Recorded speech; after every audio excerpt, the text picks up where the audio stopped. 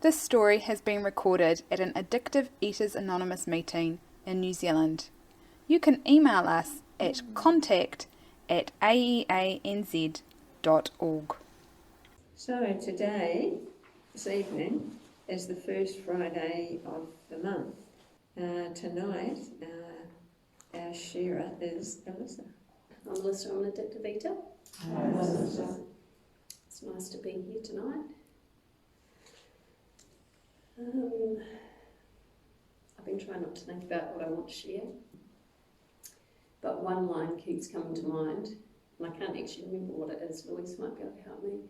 It jumps out to me every time I hear the podcast that surrender is the heart. What is the line? Surrender is at the heart of the AEA program. That's it, yeah. Surrender is at the heart of the AEA program.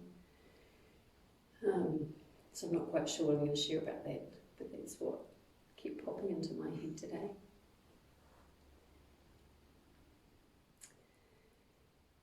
So, I guess I was a little girl who never felt like she fitted. That was her perception of life. Didn't really feel like I fitted in my family because I had 3 brothers. Didn't really feel like I was loved enough by one of my parents. Didn't really feel like I fitted in my skin. Couldn't wait to go to school. Loved being at school because I was away from the family. From a very early age, I loved being at school. Couldn't wait for the holidays to be over. And never really felt like, we spent a lot of time in our church community, never really felt like I had people I really connected with there. As it relates to the food, I think is, I'm not so sure when I was little, but as I got older, I certainly loved playing with the food. So afternoon tea was a real highlight. I'd come home and I'd do funny things, like I loved chocolate chips. And I might have asked my mum maybe once if I was allowed to have some, and she must have said yes, because I had them that day and every other day after that I could get away with. And I'd put them in a glass of milk because then you couldn't see them and they'd go crunchy because they were cold. But actually you could see them because you could see these little, like I was trying to hide them, but you could actually see them in the bottom of the cup. And, like I just noticed the levels of the chocolate chips would get higher and higher over time. But lots of little things like that I would do for my afternoon tea, just playing with food. When we got a microwave, I loved it because then I could start baking potatoes in it after school. Food was not an ordinary thing for me. It was something I was fascinated. I love that word. Fascinated with it and always trying to do something more exotic and exciting. So if the family wanted a restaurant evening, I'd be doing it. I'd be making the menus and planning it all out and making the most delectable tasting and looking food that I could possibly get my hands on. The only problem was I never wanted to follow a recipe, so it never actually tasted that good. My brothers, when I was a teenager, used to say, "Oh, Elissa thinks she's cooking for the Russian army," because I'd never cook rice for 6 people, I'd cook rice for 26. So I've got no idea of quantities. And even now, quantities in terms of if we have another family over for a meal, I'm just not very good with quantity. I will always cook way too much more than we need. But that's okay. I thought that was all very normal. I also thought it was normal as a 14-year-old to get up at the crack of dawn and go out on Dad's rebounder, which he got in the 80s, and I dug out from somewhere and would go down on the deck and start doing my little rebounder exercises. I kind of had this obsession as well with lots of different exercise and loved to walk, would walk everywhere that I possibly could. And what I didn't realise then, but looking back now, it was all trying to fix the kind of the ick that I felt on the inside, the irritability, that feeling of discontent and feeling like I didn't fit. But when I did this weird stuff with the food and when I exercised, it gave me a temporary sense of peace on the inside. And I think my eating probably took off a little bit more as a teenager when I started doing different diets. I had a friend at school who was doing the liver cleansing diet, and when I heard about that, I was all in. Bought the book and read the book and all about all the different body shapes and how to eat for your different body shape and figuring out what body shape I was, and then became quite overly interested, maybe obsessed about how I should be eating for my body shape. And I don't know how long the liver cleansing diet lasted, but there was always something. I was always gluten-free or dairy-free, or my brother had a lot of eating issues, and whatever he was doing I had to be doing too, and seeing the same healthcare practitioners. So I'm just obsessed about myself and my weight and what I was eating. And relationships. I think my disease manifested very strongly in my relationships. My poor mother had a hard time. She found me very difficult because, I would say things like, God's got it in control, everything's fine, and she would be very irritated because I wasn't really interested in any kind of discussion or listening to any kind of advice. I had it all figured out and didn't really care what they thought, and I was just going to do my own thing anyway. So that probably wasn't very pleasant for them. And I think my brothers probably put up with me, would be the best word, because I would have lots of arguments with them, but they'd get frustrated because I was never logical. My argument, like I was right, even if it was completely illogical, and I was going to win, whether that made sense or not. So that wasn't particularly easy for them either. Although I do have to say, as we became older teenagers, I became very close to my brothers. So it wasn't always horrible. I was happy to blame the way I felt on the inside on things that had happened in my life, on the way that other members of my family were. And when I got married to my husband, he was certainly the source of my unhappiness and discontent. I'd walk around, because we, came from two totally different continents and kind of fell together in a very unusual way, and had quite a quick relationship, probably because we were both absolutely nuts and the only people who would put up with each other. All my other boyfriends broke up with me because I was far too intense. But somehow my husband stuck around because he was probably just as intense and crazy as I was. Anyway, after we were married, I remember walking around the grocery store saying to myself, God put us together. We're together for a reason. Just hang in there. God put us together. But I wasn't really that happy, because the way I felt on the inside was all his fault. And I couldn't see that the way I felt on the inside was because of me and my thinking and my choices. So when I had kids, I felt exactly the same way about them too. They were irritating and I couldn't cope with them, and if they were naughty, then I just couldn't handle it, and if I felt a certain way, I behaved a certain way, and I had all this anger which would just build up inside of me, and I didn't know what to do with it, and I'd fly off the handle and scream and yell and behave like a 2-year-old. All these poor children are trying to grow up. Anyway, that's the problem. The long and the short of it is that I found myself in a 12-step program that was not for food addiction because I was a blamer. I found myself in a 12-step program as a family member because someone else in my life was an addict and had ruined my life.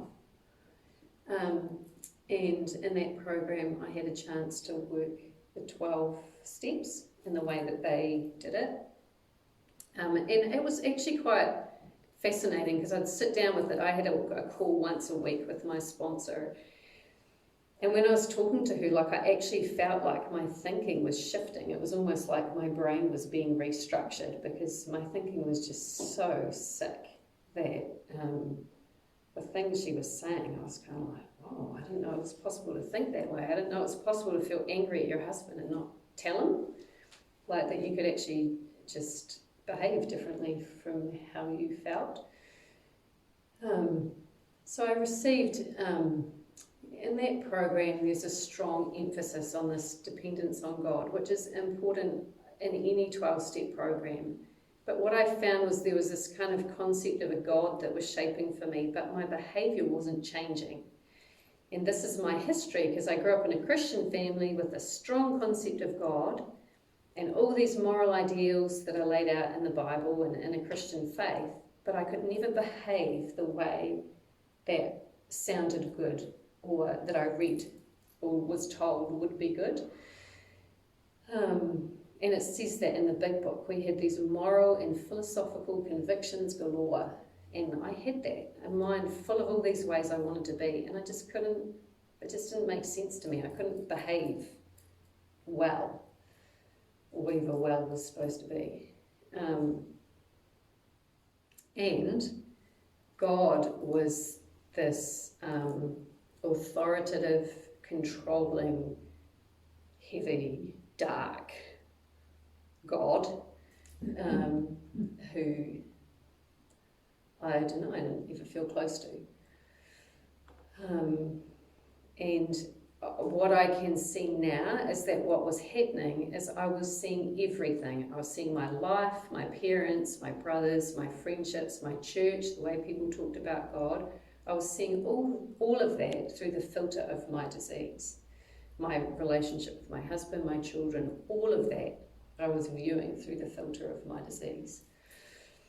And, you know, I was in this family fellowship working the 12 steps, but again, like, things weren't changing.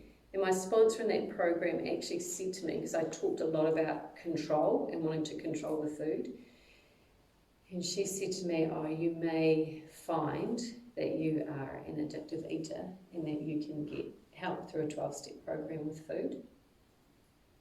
So I thought I'd try it out, and I went to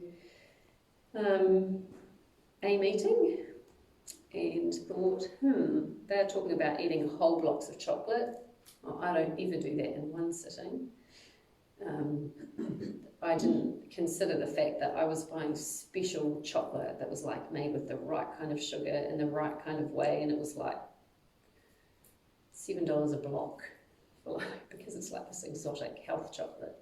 Children weren't allowed to touch it, and I was only allowed a certain, amount at a certain time. But I could go back as many times as I liked during the day to have my 2 little blocks or whatever it was, as long as I didn't have any more than 2 at a time.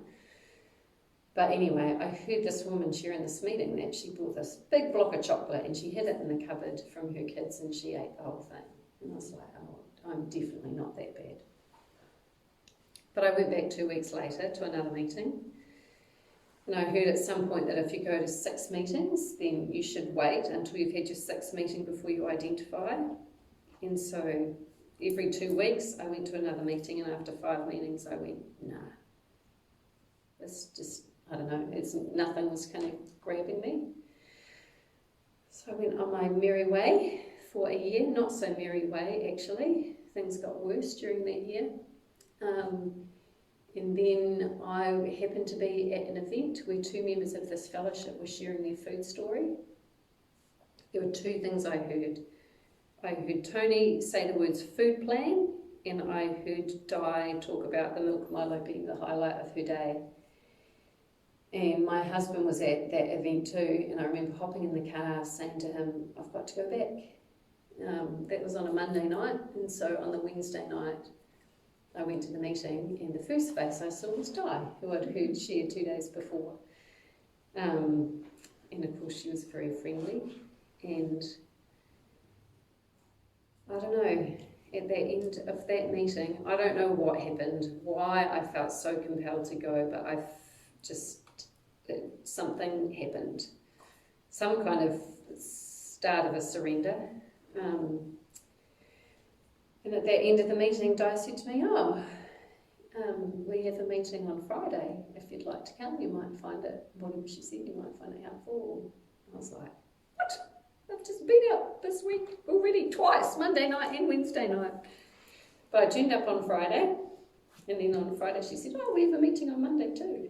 And I'm thinking, but then I have to get a babysitter because Ben's out on a Monday. But I turned up on Monday, and something had happened, and I hadn't done it. Something had happened to me that hadn't happened the year before when I started coming. And I went on a food plan and was eating on a food plan for about 6 months. I kind of did a couple of funny things with the food in that time, but mainly stuck to that food plan. But 6 months into being on a food plan, we had a workshop where people from a lot of different people from all over the world came to that particular workshop, more so than others that I remember. And all these people from around the country, and I heard all this sharing, and I talked to a woman there about this image obsession that I had, and this obsession with what I was wearing, and an obsession with men, being attractive to men. And she shared with me her experience and the actions that she took in terms of dressing, and there were a couple of, I'll share them because maybe it's helpful to someone else. She was just saying that when she put an outfit on in the morning, that is what she wore for the day. She didn't second guess or change it or anything like that. There were certain articles of clothing that she stopped wearing for a period of time because when she put them on, they kind of inflamed that desire to be attractive to others. And so when she said that, I was like, I need to stop wearing skinny jeans, because something happens to me when I put them on where I feel like, well, I'm going out there to seduce the world, or whatever it is, whatever that feeling was. And I said to Ben, what do you like me to wear? I said to my husband, what kind of clothes do you like me to wear? And he said, I really love it when you dress like you're feminine and you wear skirts. And I went, okay, well, that's what I'm going to start doing. And something happened that weekend. I became willing to put down a couple of food items that up to that point I hadn't been willing to put down. And I changed the way I dressed. I feel like, and the exercise. The exercise had already gone down. And a surrender happened to me that weekend when I talked to this lady about my image. So I like to remember that part of my story because it was like, I feel like those three things were all bound together. It wasn't just the food that had to go down, it was those other two that were kind of all part of the same package. And after that weekend, something started to happen. And I believe it was a surrender, and I became willing to listen to the direction that I was given 100%, not just 80% and then filter the rest through my opinion. There's a big difference between listening to most and listening to all of what I was being told, and I needed to be prepared to listen to everything I was being told. And I guess I'll just fast forward to how things are today. I worked through those 12 steps again, even though I'd done them previously in the other program. I did have to do them again.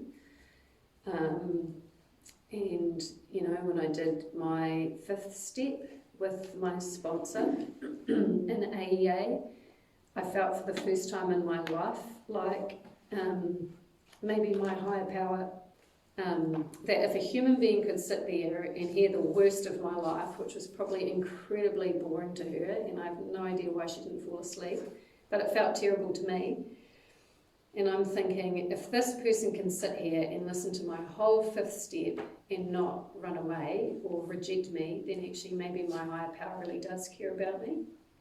So it's kind of my first experience of really feeling like my higher power genuinely cared about what I was doing with the food and about me as a person.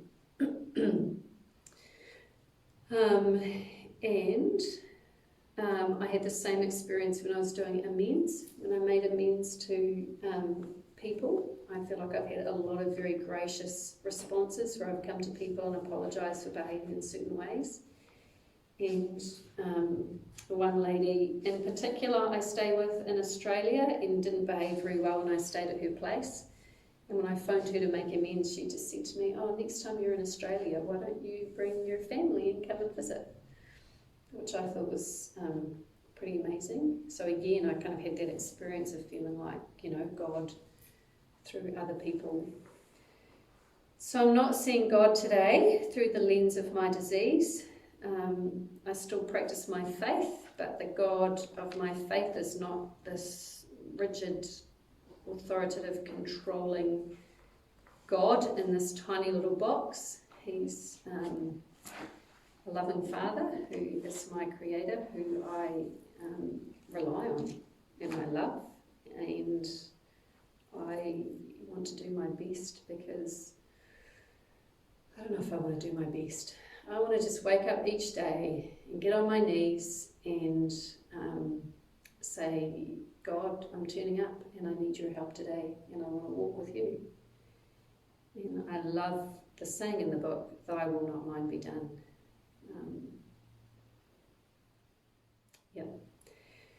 Today I have a husband who, what did he say to me last night? "There's not one part of you I don't like." I thought, oh, that's nice. I'm sure you didn't always feel that way. And I had 3 of my children wave me goodbye from the gate tonight as I drove out. I'd already said goodbye to them, but for some reason they chased me out the driveway to wave goodbye. And my son thought he was kingpin because he loves to give me lots and lots of kisses. He has routines, and so he'll do this like left cheek, right cheek, forehead, nose, chin. Oh, no, I'm not quite done, so I'll start all over again, which drives his sisters nuts when he says goodbye and goes to school. So I said to him tonight, "You get 3 kisses, so pick wisely." So he gave me 3, and as I walked away, he blew me another kiss. And then as I drove out the driveway, he blew me another one. So he thought he has got the upper hand. But anyway, what he doesn't know is that actually God's got the upper hand, because God's doing in his mum what she can't do for herself. And in fact, this is why surrender's on my mind. So my dear mum is not that well at the moment, and I do my best to love her, and because she hasn't been well, I'm very aware that God is challenging me to kind of open up and be even more maybe tender towards her, and I don't know how to do that. So it's been quite, it's brought up a lot of emotion for me because I feel this love and this closeness for her, but I don't actually know how to show it. But it's just another surrender because I can't do it, and I'm grateful that I know I can't do it because God will do it in his time, and I'll just, again, show up each day, support her as best as I can, and one day I'll look back like I have with lots of other things and gone, oh wow, that's changed. I don't know when, but I know it's changed. So this program is working for me. Sorry, my story's not any more interesting than last time I shared it. It's just the same old story.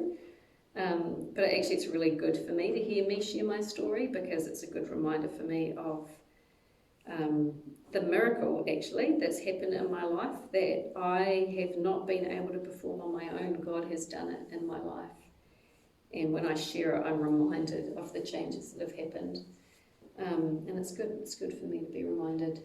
So I thank God And I thank you all, because, you know, I can't do it on my own. And you've all been a big part of that journey. So thank you. Thank you.